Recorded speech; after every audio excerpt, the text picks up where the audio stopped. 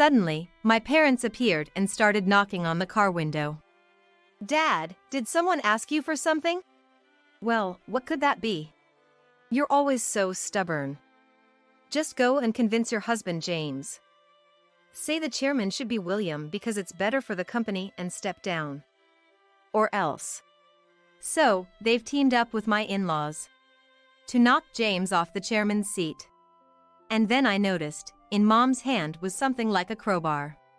She swung it high and crash, the window shattered. I was stunned for a while when I heard that a suicide note was found in James's car, who had fallen off a cliff. Then, a week after the car was found, an envelope arrived with a specific delivery date. "James?" I hurriedly received the envelope and opened it with trembling hands. Inside was a letter. And a key. "Read this without our parents finding out." Of course, I knew that. But he probably wanted to write it that way. "This is something I wrote in advance, in case something happened. If I'm there when you receive it, just laugh and give it back to me. But if I'm not there, please, Linda, take what's stored in this locker and flee to your Uncle Richard's place immediately." Susan, my sister-in-law who was reading it with me, and I exchanged glances. And then we immediately grabbed the essentials and ran to Richard's house, my husband's uncle. To protect ourselves and our children, and to let both our parents know what they had done. My name is Linda, 34 years old. I'd like to say I'm just an ordinary housewife, but that was only true until a week ago. Now, I'm a widow with 2 children. James took his own life. That's the most likely possibility, I was told. His car had fallen off a cliff. And a suicide note was found in the dashboard. I can't believe it, I won't believe it. Because it's true. There's no reason for James to take his own life. By himself. Rather, James and I met at our workplace. A real estate resort hotel, the place I had always wanted to work. As a child, I was captivated by a large, beautiful hotel I visited at the invitation of my parents' acquaintance. I chose a university that would teach me important things for the tourism industry, and even my part-time jobs during my student years were behind the scenes at nearby hotels. And finally, I got a job at the resort hotel I had always dreamed of. It was a place known for its strict employee training, and I almost gave up early on. The reason I was able to keep going was thanks to a colleague at that time. People quit one after another, unable to withstand it, but someone was watching over me, the one who remained. That person was James, who later became my husband. We dated for 2 years before getting married. But I was surprised by a fact I learned at that time. James was the nephew of the chairman of this real estate group. He was supposed to become a part of the group's upper echelon eventually, but at that time, he was still working as a resort hotel employee. After our marriage, James moved from the hotel to the real estate side and started showing his face at his uncle's, the chairman's, office. Originally, this group was just a local real estate business, but it grew significantly after the war. The current chairman is the second since the group was formed, and it's said that Richard's skills played a major role in its growth. During the good times, he convinced his parents, so they suffered less when the economy turned bad. Then they started developing resorts, and that too was steadily advanced. But things started getting fishy around Richard when he fell ill last year. And that was because Richard had no direct heir. That's when Richard appointed James as his successor. And that decision shortened James's life. I couldn't quite come to terms with the news from the police that James had died. In the midst of that, my in-laws kept calling. "Linda, what happened to James was something terrible." Something terrible? Is that how these people summarize their own son's situation? "Hey, Linda, it's going to be tough on your own, right? Come and live at our house." "That's right. With James gone, you're going to have financial difficulties, right?" William and Jessica, my father-in-law and mother-in-law, took turns speaking such words to me. Feeling irritated, I responded, "I can't think about the future right now." And with that, I hung up the phone. What now? I thought. After all, I had only met these in-laws twice. First time, to announce our marriage, and the second time was our wedding day. They never even showed their faces when our son and daughter were born. Yes, James had always avoided his parents, my in-laws.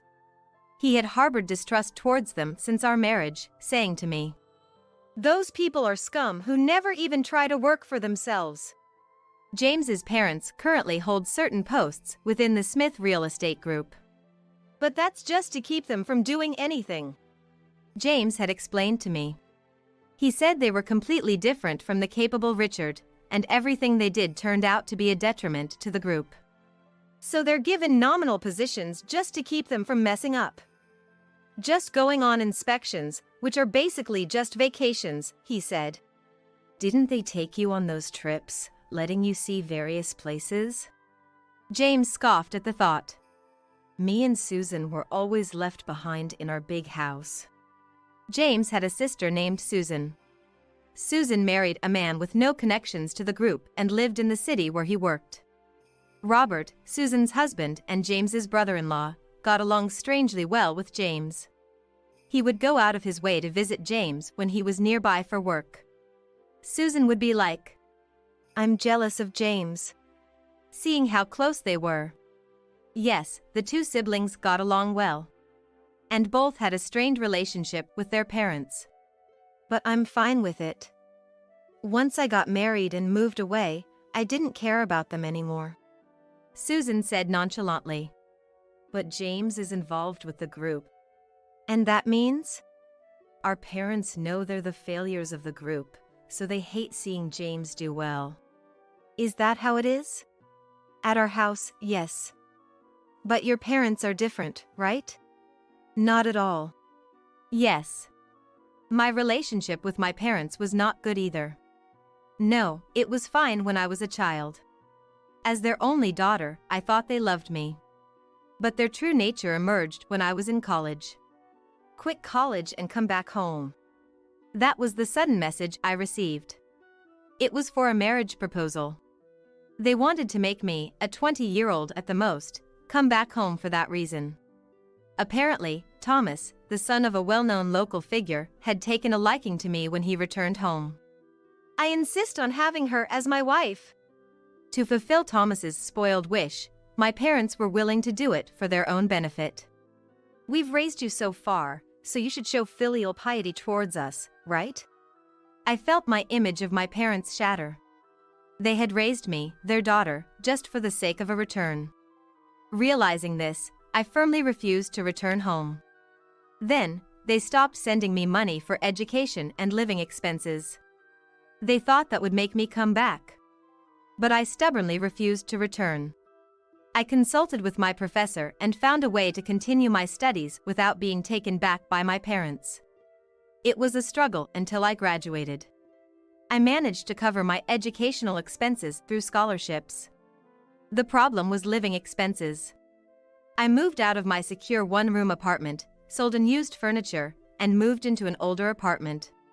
My life revolved around university, part-time jobs, and job hunting. I only went back to my room to sleep.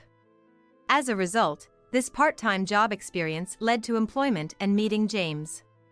And my parents were oddly happy about my marriage to James. Aren't they good parents? Comparing them to his own, James said with a wry smile. No. They did their research. They found out that you are the nephew of the chairman of the real estate group. You're kidding. James couldn't believe it for a while. But when my parents visited for the births of our son Daniel and our daughter Mary, James also realized they were not so different from his own parents.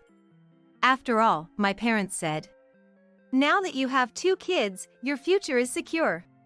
Yes, it'll make our lives easier too." James's smile twisted slightly at that moment. Both James and I were sensitive to the words of parents.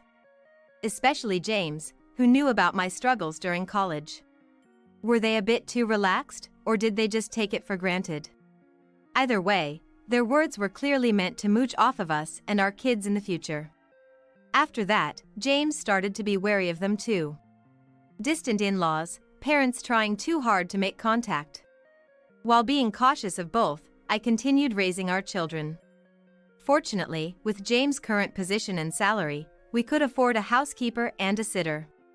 We don't have trustworthy relatives, but we've managed on our own. But last year, things changed. Richard fell ill. Richard, in his 60s, who always kept fit and seemed immune to sickness, suddenly faced a health crisis. He was in good shape, with no blood pressure issues that I knew of. But an impact he suffered on his head when he was young had now formed a hematoma, pressing on his brain. Emergency surgery saved him, and he was on a good path to recovery with no lasting effects. However, this incident shook the group as Richard hadn't named a successor. Richard himself thought, "I can still keep going." That's probably why he hadn't decided yet. But illness strikes unexpectedly. Once you know that, you have to think about a successor. And here's where the problem arose, the choice of who it would be. Richard and his wife had no children. No biological or adopted child was there at that time. So, Richard, while recuperating, nominated James. It seemed a reasonable choice within the group. Most senior employees knew that James was being trained and educated within the group. But some just couldn't accept it. The in-laws. "Wait a minute, Richard. Isn't he still too young? Aren't I the closest one to you, Richard? Why are you overlooking William for James?" They apparently confronted Richard while he was recuperating. Richard retorted sharply, "If I leave it to William and the others, the group will be ruined." And he explained clearly why he chose James. But then, their focus shifted to James. "Step down, say you're too young and want your parents to take over." Those were their words. It was a threat, clear and simple. Initially, it was, "Please." But gradually it turned into, "Do something about it, or else." Their tone changed. "This is bad." "What do you mean?" "They might harm me, you, and our kids if we let them be." "Really?" I initially wondered if they would go that far. "They would," James said. "I never thought of them as my parents. And they probably don't think of us siblings as their children. No, that's not right. They only see children as tools to generate profit. I feel the same about my side." "No." James shook his head. "Their level of scum is worse. Your parents are just hanging on for profit, but mine, they'll try to take everything." "Then what should we do?" His use of the word take startled me. We had finally found a family filled with love and trust. I didn't want anyone to be hurt. "I have an idea. I'll make sure the condo's security is tight against intruders. So Linda, please protect the kids when you're outside of the house." "I'm not sure if I can handle it alone." "I'll ask a security company through Richard. They'll discreetly guard you when you're out." "Understood," I responded. Since then, I've chosen popular places for outings with the kids. I also actively participated in gatherings with mom friends. It's harder for them to harm us when we're in a group. But still, there was a time when someone tried to kidnap one of the kids. It first happened at the park while playing with the other kids. I thought I would just be chatting with mom friends while we watched our kids play. But then, a plump middle-aged woman, who seemed to be just strolling, suddenly picked up Mary and started running. Luckily, the security guard, who was watching over us discreetly, quickly intervened. But the woman who tried to kidnap Mary ran away with surprising agility. In the end, we never found out why or who was behind it. "People, be careful, it's a scary world out there," everyone would just say. We agreed on a common understanding to be wary of both money motives and pranks. But I had forgotten one thing to be wary of. "Hey there." I ran into my parents in the condo's parking lot. It was right after shopping with the kids, as we were getting out of the car. I quickly turned back into the car and locked it. Blatantly, my parents started banging on the car windows. "Mom, why are Grandpa and Grandma doing this? I'm scared." I cracked the window just enough to speak through it. I really didn't want to open it, but we couldn't talk with it closed. What do you want? Ah, you finally opened it. Listen, Linda, could you please talk to James? What? You know, isn't it a bit off that young James is becoming the next chairman? Shouldn't it be William's turn? A chill ran down my spine. Could it be that these people? Dad, did someone ask you to do this? What? I don't know what you're talking about. Dad pretended not to know what I was talking about. And Mom said, "You're always so stubborn. Just go and convince your husband, James. Say the chairman should be William because it's better for the company and step down. Or else." In Mom's hand was something like a crowbar. Then she swung it high and crash, the window shattered. The kids screamed. Mom reached her hand through the broken window. "Get down!" I yelled to the kids and frantically honked the horn, signaling to the security guard who must have been nearby. Thankfully, several men soon came running. Tisk! My parents clicked their tongues and quickly left the scene, escaping in a nearby car. "Are you okay?" The security guards asked us. "I'm fine, but the kids." "I'm okay," Daniel responded loudly. But it was true that shards of glass had fallen on both of them. "I'll head back to our room now. Can you escort us to the entrance, please?" The guards agreed and escorted us. The manager was surprised at our situation and promised to thoroughly guard against outsiders. That night, I told James everything. My own parents, of all people. Ah, they must have been convinced. Offering a good position if they become chairman or something. It was likely. Very likely. Why did both our parents have to be such people? This is seriously bad. I'll go to Richard and ask him to look after you and the kids for a while. To Richard? Yes, but we have to make sure we're not noticed. Also, I'll contact Susan. I want her to stay with you and the kids for a bit. But won't that be a burden on Susan? Considering who we're dealing with, it's necessary. They might think the same thing could happen to Susan since she's of the same bloodline. We're better off making a united front. With that, James immediately contacted Susan. Unbelievable. Those people. All right, James, I'll join you. What about Robert? Robert's got work, right?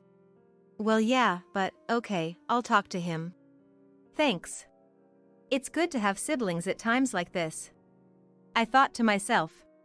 And the next day, Susan came over promptly.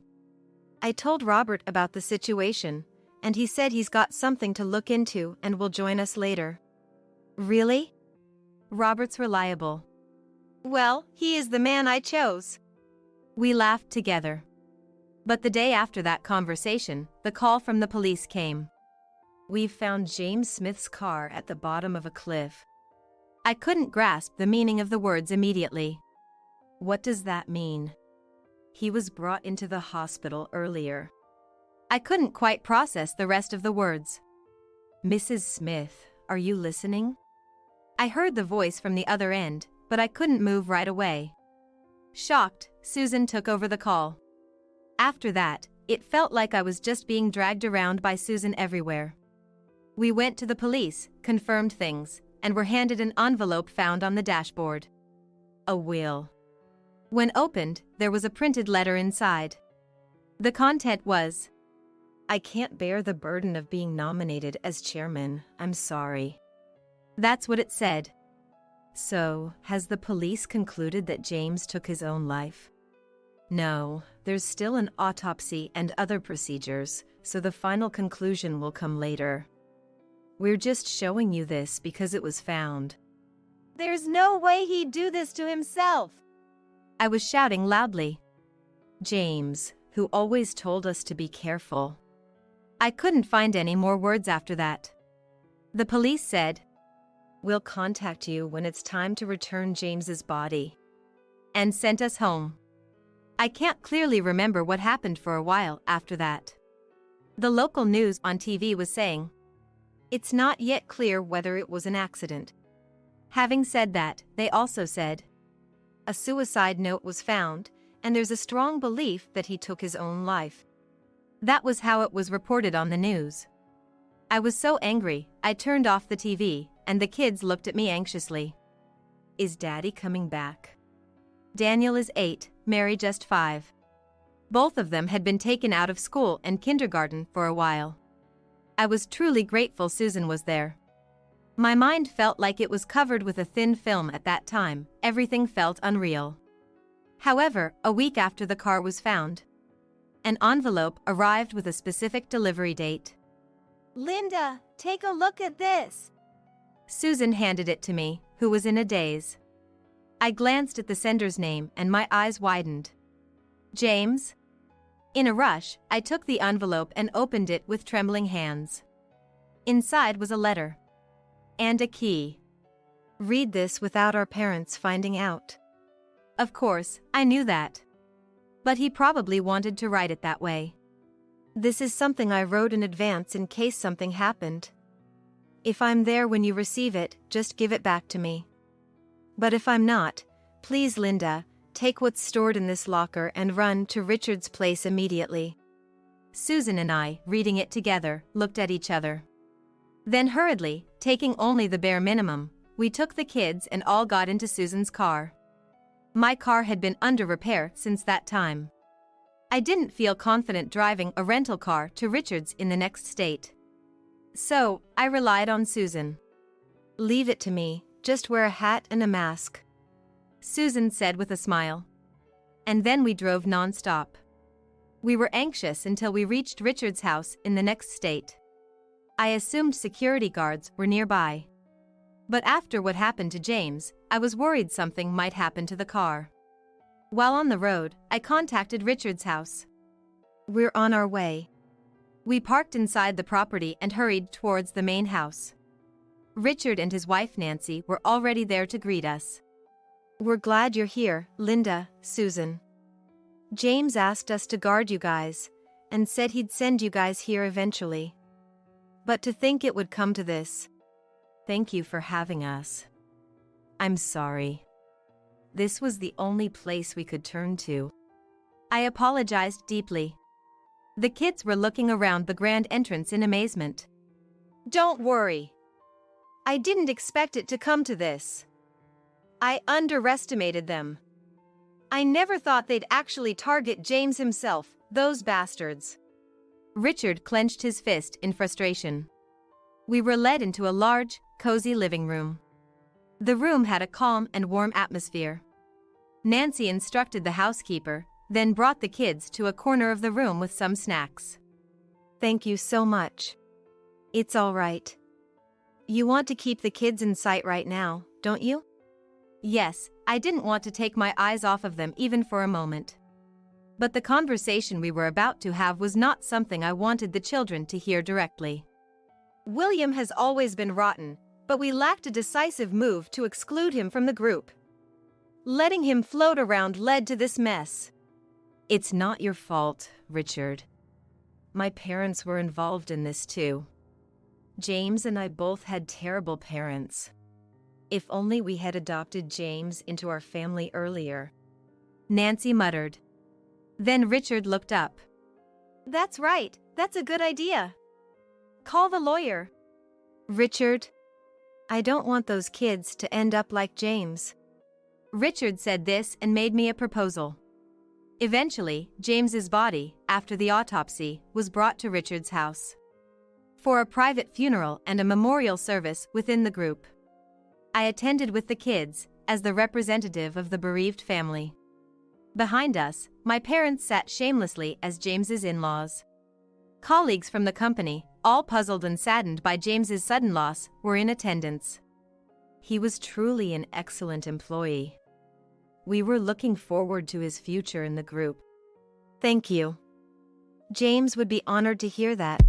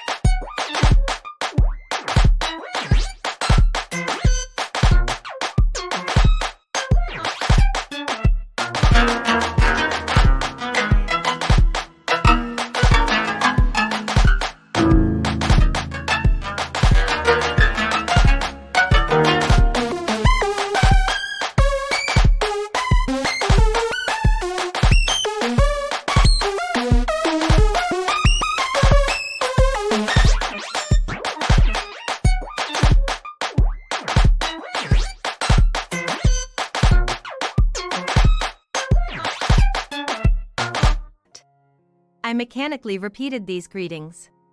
Friends who joined the company at the same time as James were. How could this happen? Crying over the sudden loss. Everyone who had personal ties with James was genuinely good. But their parents. After the memorial service, Richard gathered the family, my parents, and the executives at his house. The large garden and halls of Richard's house were crowded with people. Then, someone came running in. Robert! He must have just arrived. Robert came running in, clutching a bag. Sorry I'm late, Susan, Linda. There were a lot of complications on my end. But it's good that the memorial service and the meeting were scheduled for today. It worked out. Robert had a sly smile. I'll return this to you. Robert took out a set of documents and a USB drive from his bag. Is it all settled? It was from the locker indicated by the key we received earlier. After leaving in Susan's car, we met up with Robert, who made copies of the documents and the drive. You've given the copies to our lawyer, right? Yes. That's good. We really needed the originals here. I nodded vigorously. At the meeting that started, Richard spoke in front of everyone about the incident, expressing his regrets over losing James, the successor. Then, when he paused, Richard continued. It's a real shame. And I think there's one thing I was wrong about. Richard called me and my two kids forward. The kids, understandably, looked frightened and almost tearful amidst the row of adults. I told them, "It's okay," and supported them from behind. Here, I want to appoint the next successors. My new children, Daniel and Mary. They are James's children, but I have adopted them. The children? The crowd murmured. Many might be surprised. But I believe this tragedy occurred because I left James as just a nephew. Right? At Richard's words, all eyes turned to my in-laws. Richard, what are you saying? Should I say it here? Yes, go ahead. James took his own life, right? A suicide note was found. Probably couldn't handle the expectations. Really? You still have more to say? Yes. And these children as Richard's adoptees? Putting unnecessary pressure on them again? Well, they are William's grandchildren, so maybe they won't feel that much pressure. Ugh. William's face twisted. Actually, James didn't take his own life. Richard declared firmly. The crowd stirred. What are you saying? The note was found in the dashboard. No media outlet reported that it was found in the dashboard. That's when Robert spoke up. May I? He asked Richard for permission to speak. Please, go ahead. Meanwhile, William was visibly struggling. But if it was found in the car, then... That's just it. We haven't leaked anything to the media. Or perhaps, William, you weren't really interested in my affairs. Saying this, Robert pulled out a police badge from his suit pocket. Yes, Robert was a detective in the state police where we lived. Ugh. William choked on his words. Did he really not realize? I was genuinely astonished. Indeed, Susan had said, "We haven't been in touch since he got the job." So I have heard about it before. Even when they got married, they only reported so. But shouldn't one at least be aware of the other's profession? That's just the kind of person he is. Susan's whisper was quietly heard. I could only provide crucial evidence for the investigation, being an insider. Then Robert explained. The police had been thoroughly investigating the car retrieved from the cliff since the beginning. They soon realized that the brakes had been tampered with, which happened to be on the day James sent a letter through a scheduled delivery. That day, James first went to place something in a locker at the station. Then, he went to a post office inside the station to send a letter to Linda. It took him some time. It was then that someone tampered with the brake fluid system. But that alone wasn't enough to cause immediate trouble. After that, James drove towards Richard's house.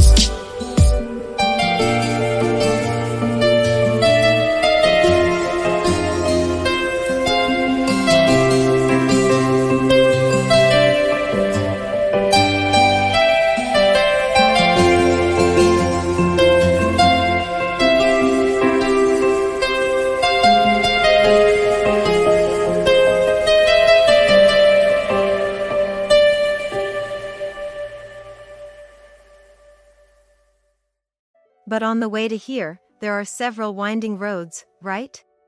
Whispers began among the people around. Indeed. Many voices agreed. That's where a road rage incident happened, intentionally. And this road isn't always wide. Indeed, a local quirk is that despite being a frequently used road, it's surprisingly narrow in places. In such a situation, forced to precisely apply the brakes due to a road rage, I'm sure James soon realized the brakes were failing, but it was too late. So, that's what happened? Richard asked gravely. His words were vague, but the meaning was clear to all. Yes. And the police have identified the road rage driver from James's dashcam and have already apprehended him. Robert said, smiling wryly at my in-laws. But what does that have to do with us? The road rage participant was just a hired hand. The direct employer is still unknown. However, William, you and your wife are facing separate charges. Separate charges? Yes. For the embezzlement you've been committing for years. James had been secretly investigating this matter. This is the evidence. Suddenly, multiple projectors operated from somewhere lit up every wall with various documents. We will now arrest you for this embezzlement. Then, the back door opened, and police officers entered. And one more thing. Robert glanced at me, then turned to another direction. You there. What, us? My parents hesitated. You're being arrested for damaging Linda's car. But that's just a family matter. Mom protested. I turned to her, asking sharply. A parent who breaks a car window with a bar? Indifferent to glass falling on their grandchildren's heads? I glared with all my might and said, You're not parents. My parents slumped back in their seats. Afterward, my in-laws, arrested for embezzlement, confessed to planning James's death during questioning, adding to their charges. My parents were also charged with aiding in their plan, in addition to property damage. The case was first leaked to local media, then reported by regional newspapers and local news. But it didn't end there. Given the sensational nature of the crime and the involvement of biological parents, it became fodder for national news and tabloid TV. And in this day and age, that was not enough. This was the digital age, they were branded indelibly. Even if they were released, what could they possibly do? But that's not my concern anymore. Since then, we've been living at Richard's house. His wife adores our 2 new children. Nancy, who always wanted but couldn't have children, is perhaps overindulging them a bit. But for now, that's okay. The kids, having just lost their dad, had to switch schools. I feel guilty for involving them in adult conflicts. But I believe this is the safest option. As for Richard, I must stay healthy at least until the kids are grown. He's diligently working on his fitness. Everyone, tea is ready. I spend my days in this house taking care of the kids and keeping these 2 company. I'm not sure how much I can contribute to them, but for the kids' sake, I'll keep doing my best.